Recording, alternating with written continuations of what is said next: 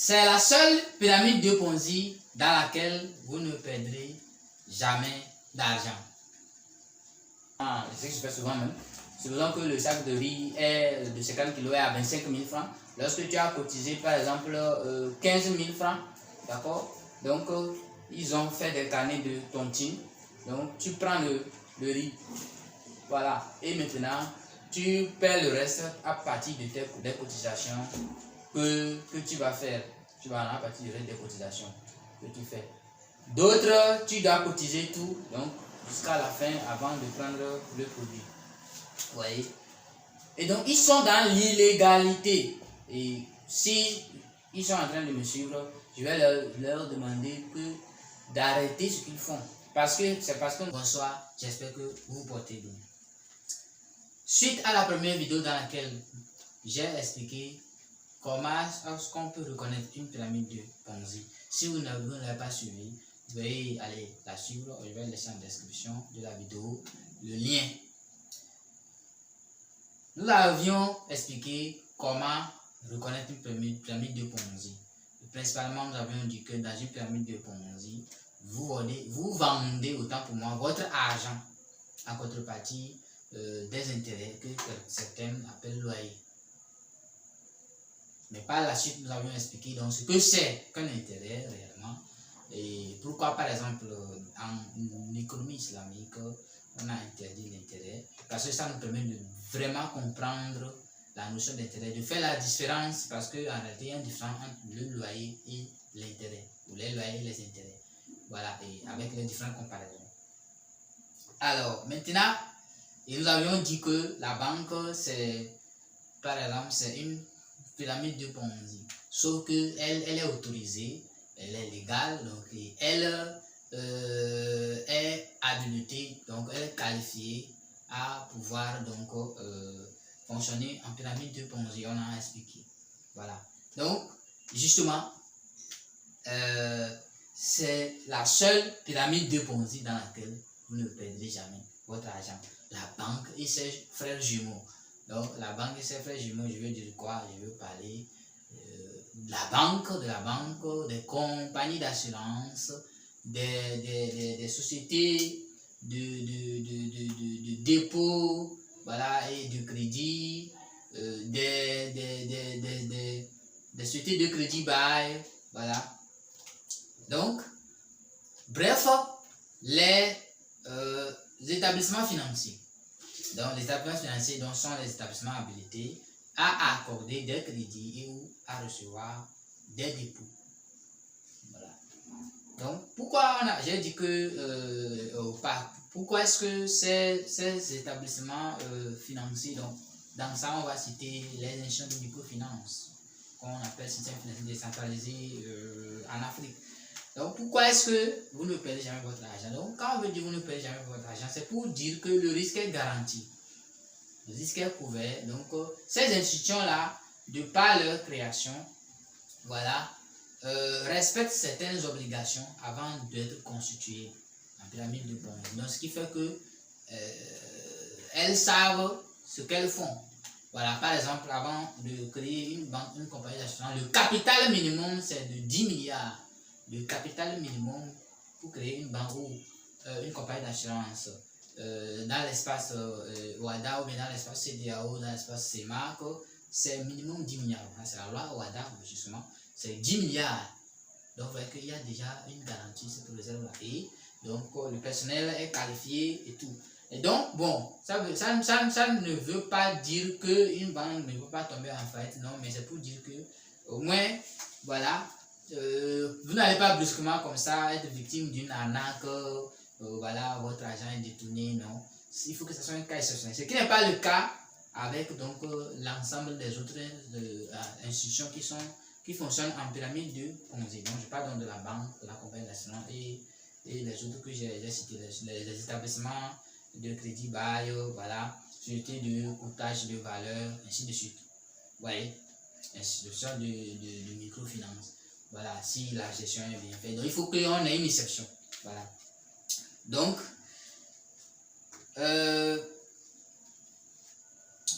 maintenant, Bon, s'il vous plaît, avant qu'on continue, mettez votre pause, faites ça. S'il vous plaît, faites ceci, mettez une pause pour faire ceci. Ça va aider la vidéo, beaucoup. Si vous êtes nouveau sur la chaîne, soyez les bienvenus. Les anciens, merci pour la confiance. Partagez massivement la vidéo avec vos contacts. Alors, on se retrouve après la pause.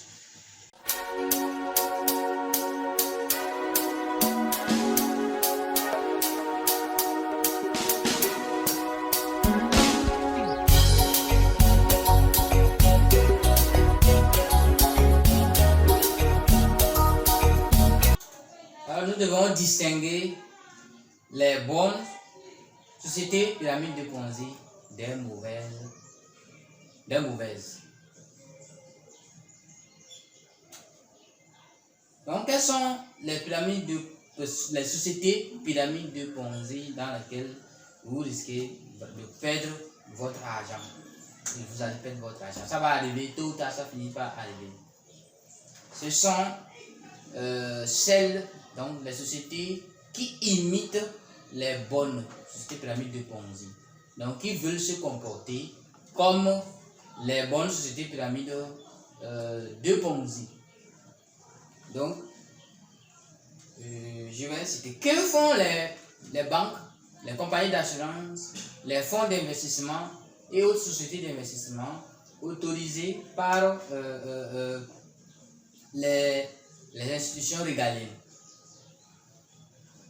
Donc, elles reçoivent les dépôts, donc ce sont les établissements financiers, comme je l'ai dit, reçoivent les dépôts, émettent les crédits, reçoivent les dépôts et ou émettent les crédits, parce que ça dépend de l'institution. Voilà. Maintenant, vous allez voir que c'est ce qu'elles font principalement. Toutes les autres institutions qui font des activités qui s'apparentent à ces deux principales choses, donc, sont dans l'illégalité. Voilà. Au fait, c'est que généralement, elles ne déclarent pas que c'est ce qu'elles font comme activité. Donc, elles déclarent autre chose, mais en réalité, l'argent, l'entreprise gère ses charges et rémunère ses investisseurs à partir des bénéfices d'une autre activité. Tu vois, non? Donc, c'est ce qui se passe souvent. Notamment, donc, en voulant se comporter comme les bonnes sociétés pyramides de Ponzi, donc les établissements financiers. Je vais donner un exemple. Et vous allez voir des établissements de crédit alimentaire, des établissements qui font du crédit alimentaire. C'est-à-dire, tu vois, vous avez une entreprise, donc je prends une entreprise normale qui vend des produits et des services. Je ne sais pas, je donne l'exemple qui vend de l'alimentation générale. Voilà, donc commerce d'alimentation générale. Vous allez voir, quand on nous parle de crédit alimentaire, donc vous cotisez, voilà. Je ne parle pas de ceux avec qui vous allez déposer. Donc, je ne parle pas de ceux avec qui vous allez déposer votre argent. Vous allez acheter à crédit et après vous payez. Non. Et ça, en même temps, ça ne fait pas crédit alimentaire. C'est-à-dire que tu achètes à crédit et après tu paies petit à petit pour rembourser. Non. Mais généralement, ce qu'ils appellent crédit alimentaire, c'est que tu cotises d'abord et maintenant, à la fin, après avoir atteint le prix d'achat du produit, donc tu prends ton produit. Donc, exemple, une société d'alimentation générale qui prend le truc là, qui vend du riz par exemple, donc des gens vont souscrire, voilà, à des cotisations, voilà, régulières dans la semaine quotidienne et après avoir atteint le coût du truc là, comment on appelle ça, du riz, donc vont prendre leur sac de riz, voilà. Donc, tu cotises chaque jour ou en tout cas un certain nombre de jours dans la semaine jusqu'à ce que tu atteignes, peut-être tu atteignes une partie, ça c'est pas forcément ce que je fais souvent même, supposons que le sac de riz est de 50 kg est à 25 000 francs. Lorsque tu as cotisé par exemple 15 000 francs, d'accord, donc ils ont fait des carnets de tontine, donc tu prends le riz, voilà, et maintenant tu paies le reste à partir de des cotisations que tu vas faire. Tu vas en partir des cotisations que tu fais. D'autres, tu dois cotiser tout, donc jusqu'à la fin avant de prendre le produit.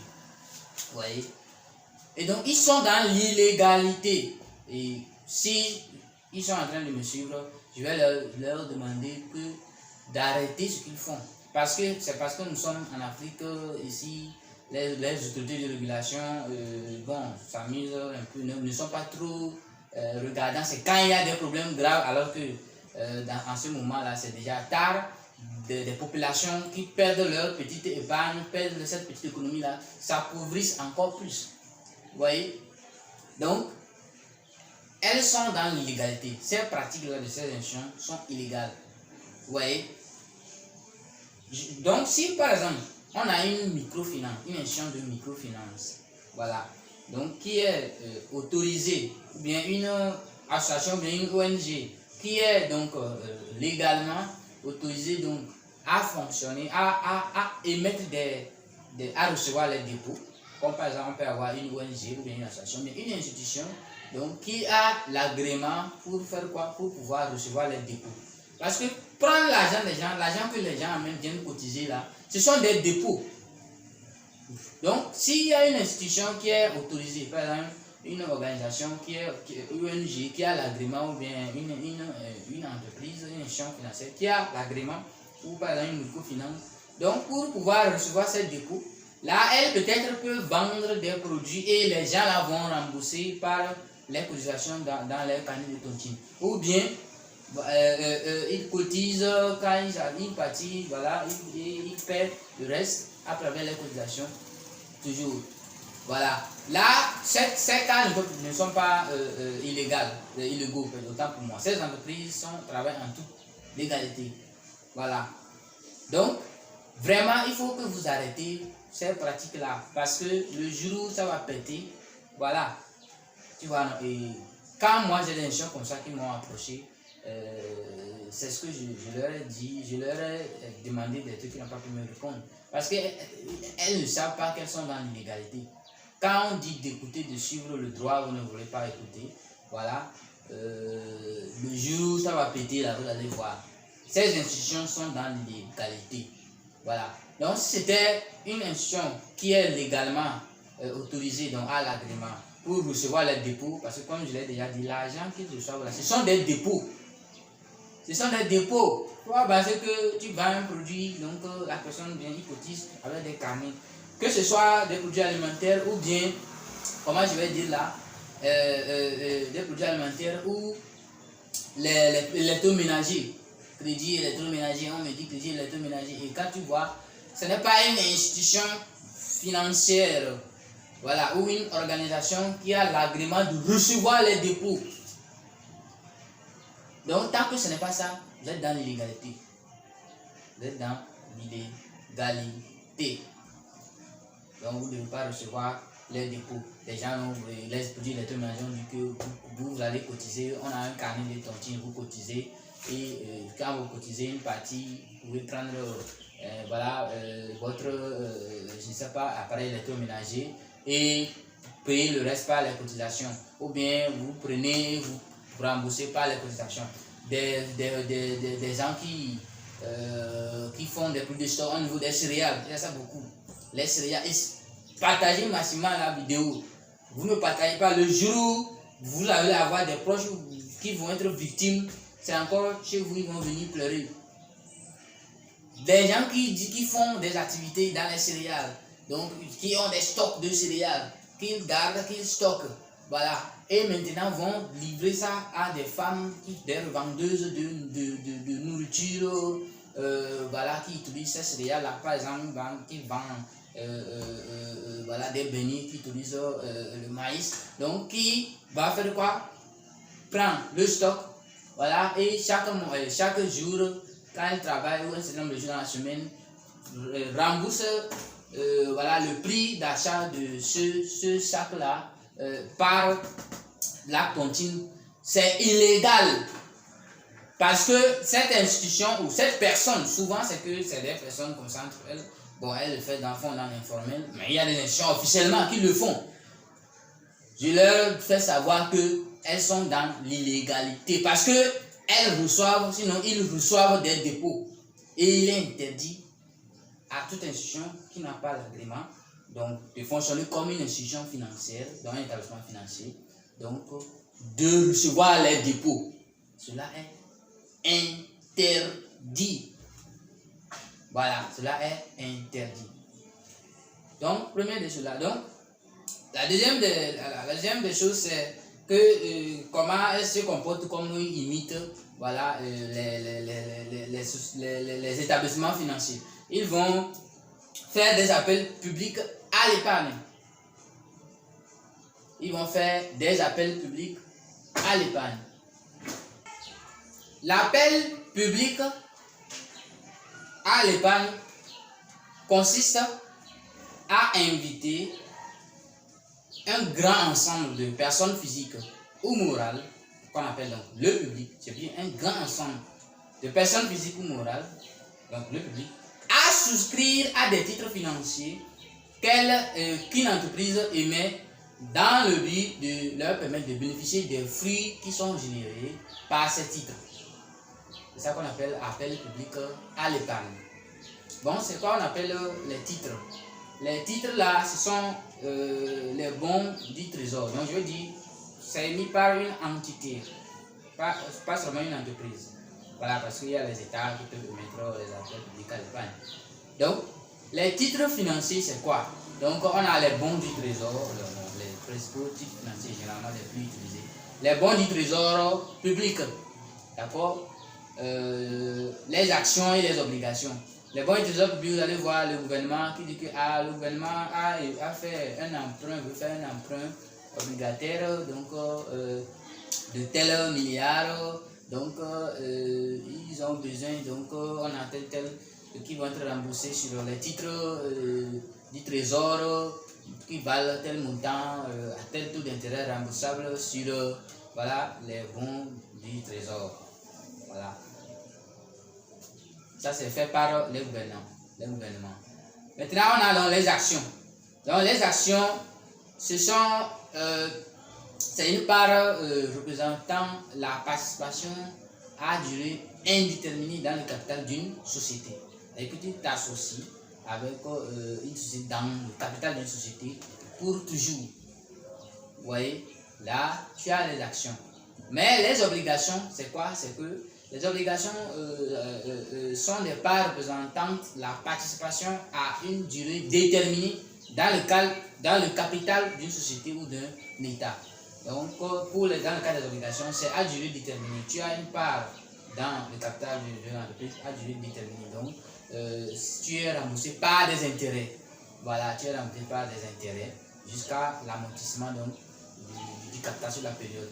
Alors que dans le cas des actions, donc, tu prends des dividendes. Bon, tu n'es pas remboursé, mais tu prends des dividendes toujours. Voilà. Donc, voilà les titres financiers. Voilà.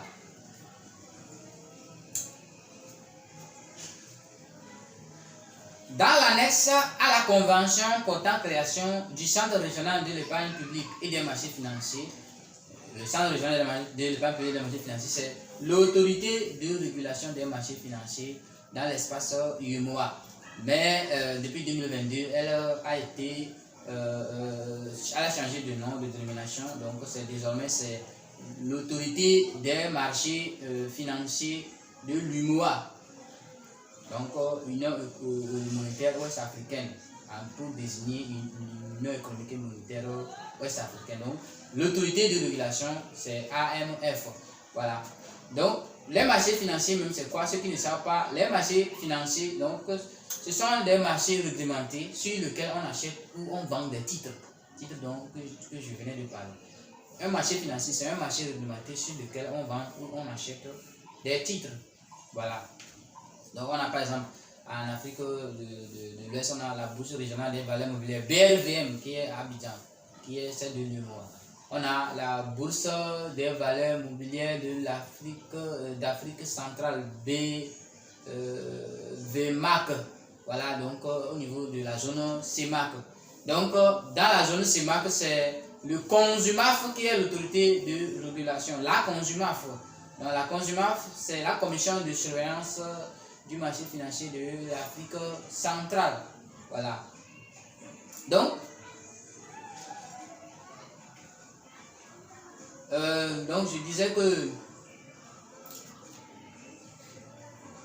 donc, dans l'annexe à la convention portant création du CREMPF actuellement, AMF, UMOA, il est indiqué à l'article 19 que sont réputés faire appel public à l'épargne les États ou toute autre entité dont les titres sont disséminés au travers d'un cercle de 100 personnes au moins n'ayant aucun lien juridique entre elles. Je vais revenir sur ça. Qui, pour offrir au public de l'UMOA des produits de placement, ont recours à des procédés quelconques de sollicitation du public au titre desquels figure notamment la publicité et le démarchage, dont les titres sont inscrits à la cote de la bourse régionale. Donc, si une institution, par exemple, ça veut dire quoi? Pour qu'une institution fasse appel public à l'épargne, elle doit être inscrite sur la bourse régionale. Donc, ces titres doivent être cotés à la BRVM, par exemple. Voilà. Donc, l'une des conditions principales. Voilà. Maintenant, dans quel cas on va parler vraiment de l'appel public à l'épargne? Donc, les titres sont disséminés au travers d'un cercle de 100 personnes au moins, n'ayant aucun lien juridique entre elles. Donc, si les titres, donc, par exemple, l'entreprise émet, je donne l'exemple des actions. Donc, on veut mobiliser, par exemple, je ne sais pas, 10 millions. Donc, 10 millions. Et on émet 10 millions. On émet, voilà, on émet 10 actions. 10 actions.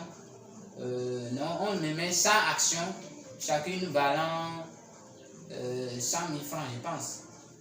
100 000 francs, c'est ça? Je vais, oui, excusez-moi.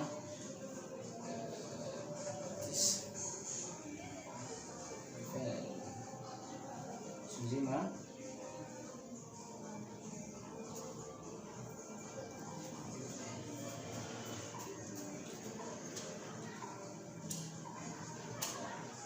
Donc on a 10 millions divisé par 100.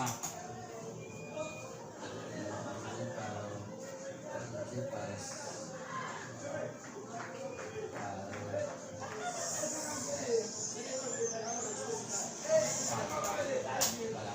on a 100 000 francs, voilà, j'avais raison.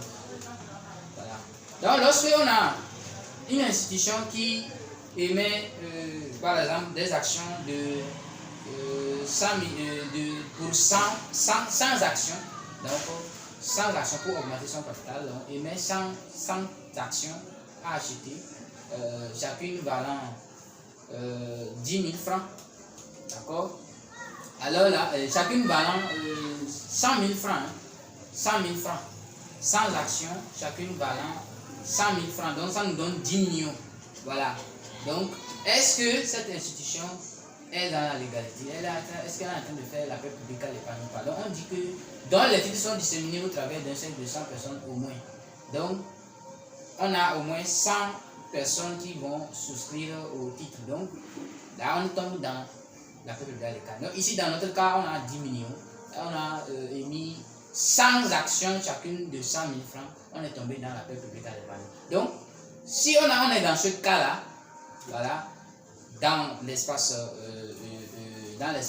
UMOA, il faut que cette entité donc soit valorisée à la bourse régionale des valeurs mobilières de l'UMOA.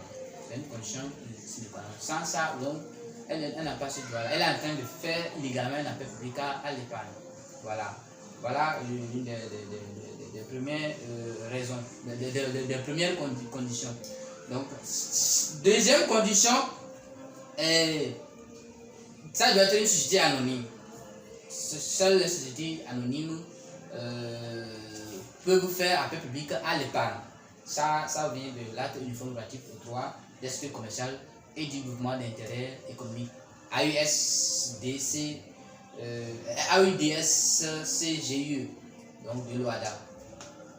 Donc, avoir également un conseil d'administration. Voilà. Et maintenant, principalement, donc, avoir le visa de l'autorité des marchés financiers de l'UEMOA. Donc, chaque appel public à l'épargne, donc, je vais citer, donc, je cite, toute procédure d'appel public à l'épargne doit être autorisée par le conseil régional au moyen de l'octroi d'un visa. Vous voyez, les émissions obligataires initiées par les États de l'Union ne sont pas associées à l'examen du visa préalable du conseil régional. Cet organe peut en outre formuler un veto sur l'émission et le placement par appel public à l'épargne de nouveaux produits financiers susceptibles d'être négociés en bourse, ainsi que sur la création de marchés financiers nouveaux. Donc, tout appel public à l'épargne doit obtenir le visa, donc doit être autorisé par l'autorité des marchés financiers de l'UEMOA, si on est dans l'UEMOA. Vous voyez que donc voilà toutes ces conditions qui doivent être respectées. Vous voyez, avant que l'entreprise ne puisse faire un appel public à l'épargne. Voilà. Donc, si on a une entreprise qui émet, qui ouvre son capital pour 10 millions, émettant 100 actions de 100 000 francs chacune, elle fait appel public à l'épargne. Si par exemple, toujours pour les 10 millions, je ne sais pas, on émet, voilà, 500, 1000 actions, là ça sera de 10 000 francs chacune. Donc une action vaut 10 000 francs et donc c'est 1000 actions qui sont émises. Ça veut dire qu'on a 1000 personnes, même si certaines personnes peuvent aller se prendre plusieurs actions, mais on va se retrouver au moins à partir de 100 personnes qui vont souscrire. Donc cette entreprise-là, si elle ne respecte pas ces conditions, elle est dans l'illégalité. Elle ne devait pas collecter l'épargne du public. Donc voilà toutes ces conditions. Mais par exemple, si on a une entreprise, voilà, ou une entité qui par exemple veut mobiliser 1 million, est-ce que je vais dire 1 million non, c'est-à-dire que qui émet, je ne sais pas, 50 actions, ou je vais prendre un exemple de 80 actions, voilà, valant chacune 10 000 francs, ça fait combien? Bon, ça fait 800 000. Donc, elle n'est pas en train de faire un appel public à l'épargne, parce que ce n'est pas un appel public à l'épargne, ce n'est pas un grand ensemble de personnes, donc ça dit qu'on n'a pas les 100. Tu vois, non, donc dans ce cas, elle ne fait pas un appel public à l'épargne. Vous voyez, donc là, elle est dans la légalité. Donc, on a beaucoup d'institutions comme ça qui vont demander aux gens de venir investir, que ce soit par des obligations ou par des actions, vont demander aux gens d'investir. Donc, si maintenant, dorénavant, vous avez les outils pour pouvoir savoir si ils sont en train de faire un appel public à l'épargne et est-ce qu'ils sont autorisés à le faire ou pas. Donc, et c'est quelque chose que vous pouvez dénoncer auprès du ministère de l'économie et des finances, voilà, ou auprès de l'autorité de régulation des marchés financiers. Et quand vous dénoncez ça, ils vont se saisir du dossier. Tu vois, parce que beaucoup de gens sont arnaqués derrière, parce qu'ils ne sont pas autorisés à faire ça, donc, parce qu'ils ne sont pas qualifiés pour le faire. Voilà.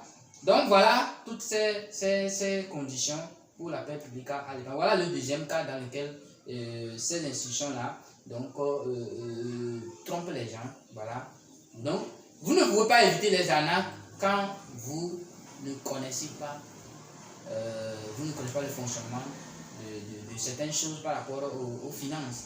Vous négligez les questions de droit. Voilà, vous ne voulez pas écouter. Voilà.